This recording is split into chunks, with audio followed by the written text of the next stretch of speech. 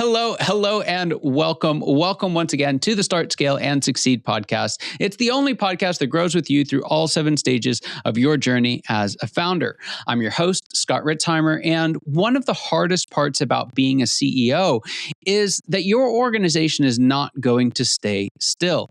As our guest today, Chip Scholz, will share, you will either lead a transformation or find yourself managing a demise. But for those of you who are leaders in that stage 5 CEO stage, there might be a third option. And Chip's going to help us figure all this out.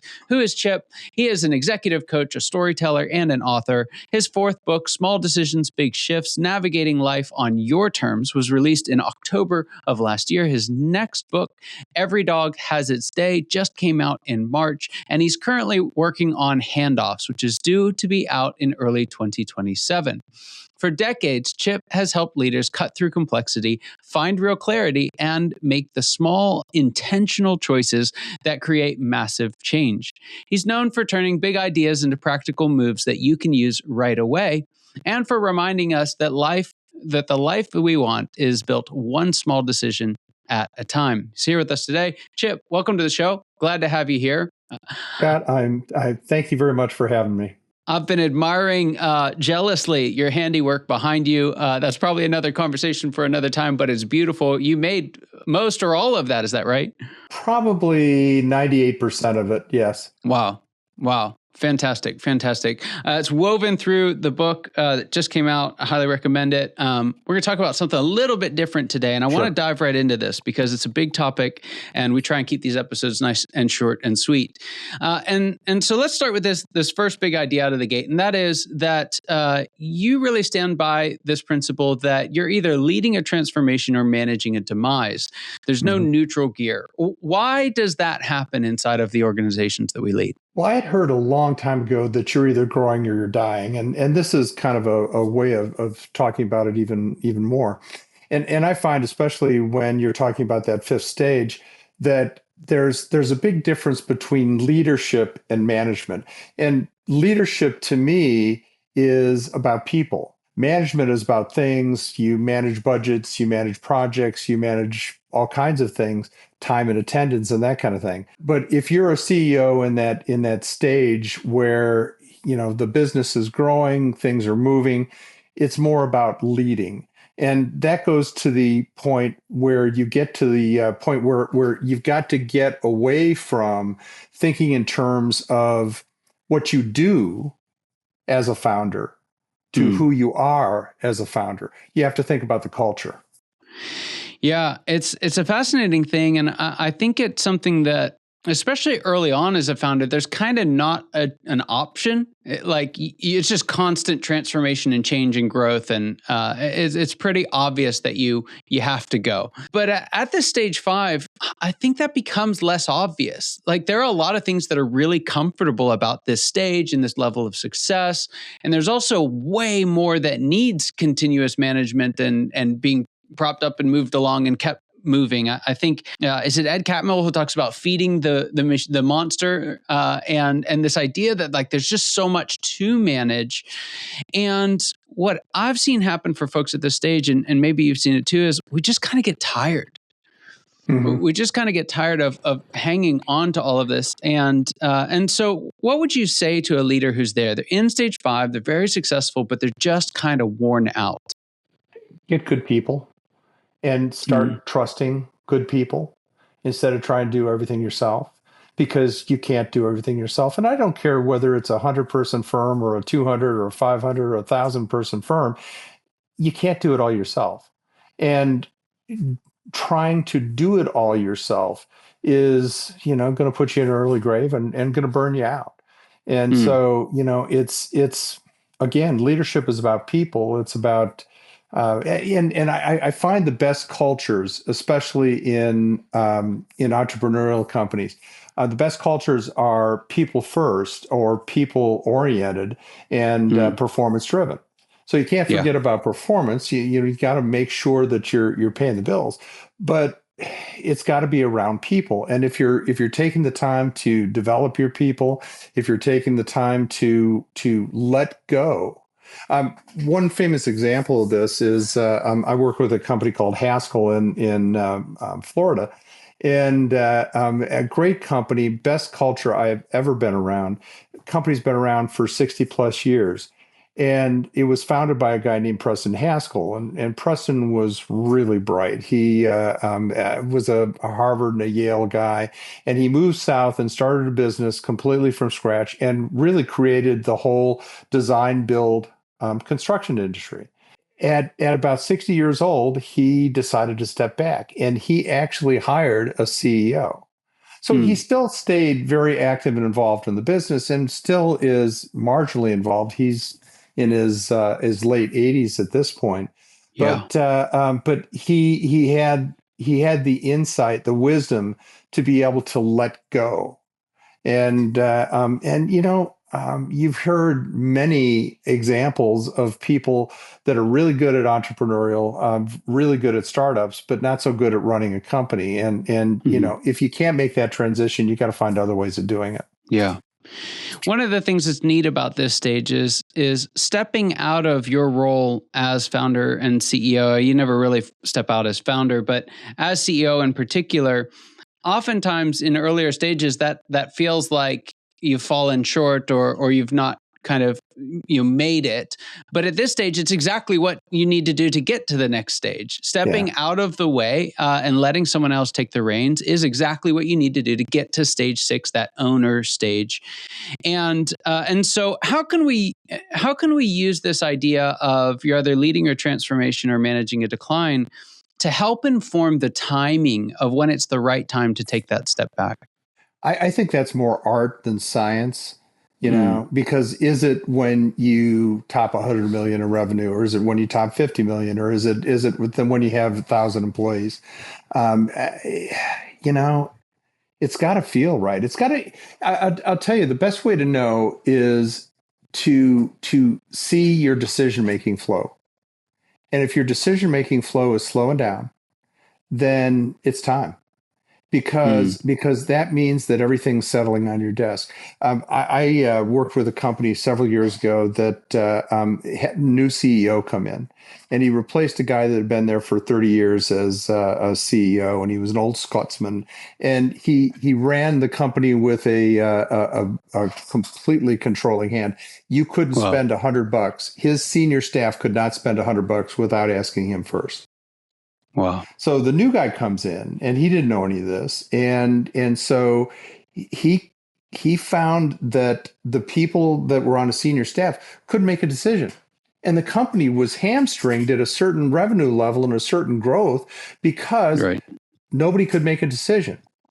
And he started to work with them, started bringing in people like me and other people to help them with learning to make the decision. About half of them couldn't make it, and so he had to replace half of them.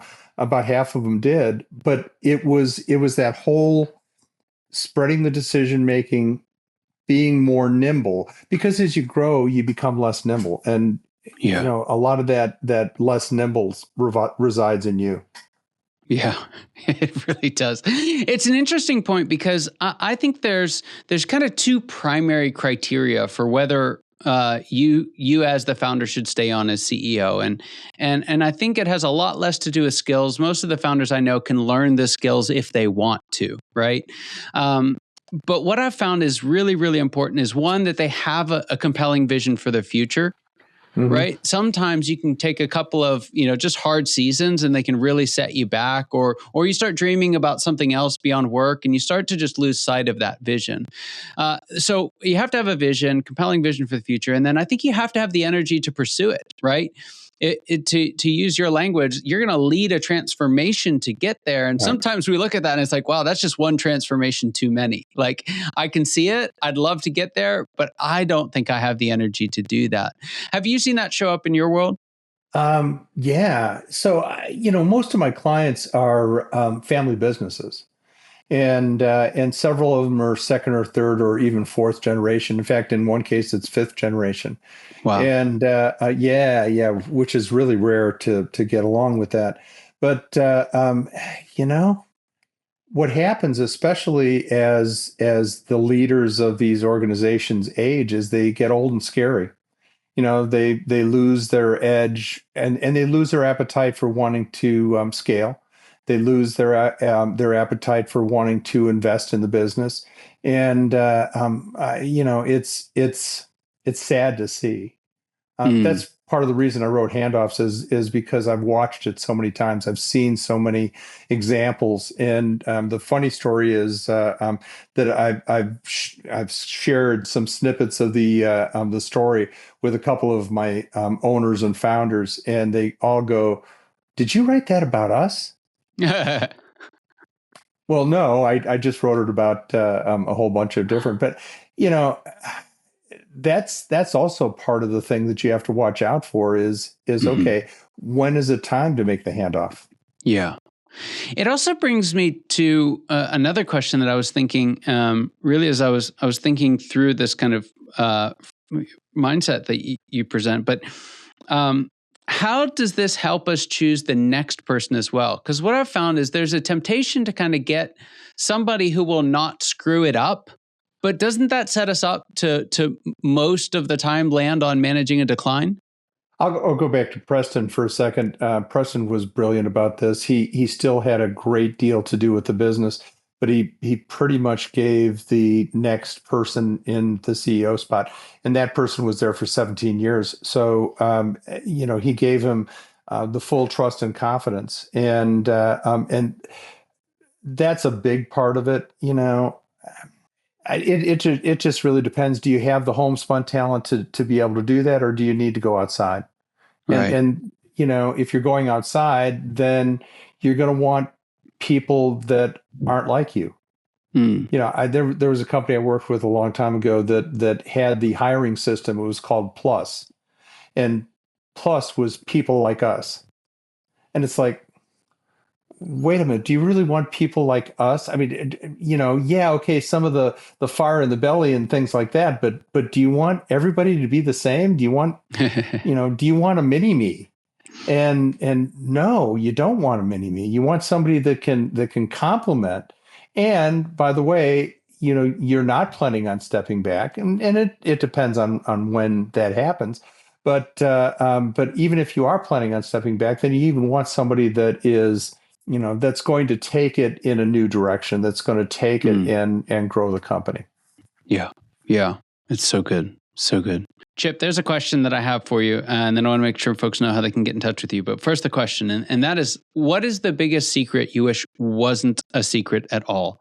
What's that one thing you wish everybody watching or listening today knew? I don't know exactly how to say it, but I will say that my observation is when people start believing their own, bad things happen. And the term is hubris. And I've seen that so many times where people think that they know all the answers, and they have all the answers, and they have to have all the answers. And I don't know. It's like Adele. I mean, has Adele put out any good music out since she got happy? You know,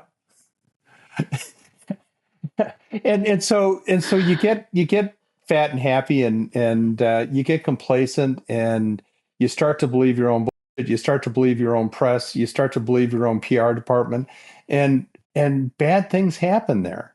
And so I wish people would recognize when that is on its way, Mm. and be able to back up and recenter.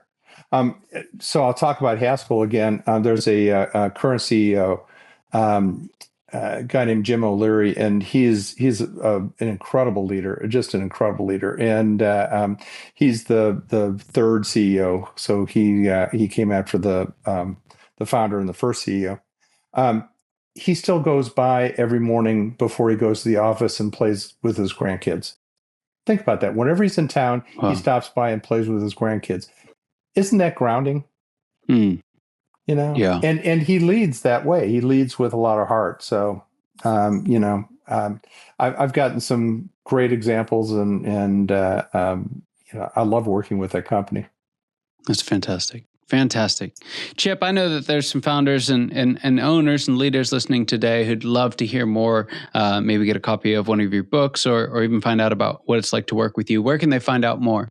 The books are on Amazon, and the audio books are on several different platforms. Spotify, it's not on Amazon, but on Spotify, on barnesandnoble.com, Kobo, and a number of other ones. You can get in touch with me through my website at scholzandassociates.com, all spelled out. And I'm on LinkedIn and Facebook and Instagram. And so, yeah, I'm pretty easy. Fantastic. Well, Chip, thank you so much for being on and sharing with us today. I really, really appreciate it. It was an honor having you here. And for those of you watching and listening, your time and attention mean the world to us. I hope you got as much out of this conversation as I know I did, and I cannot wait to see you next time. Take care.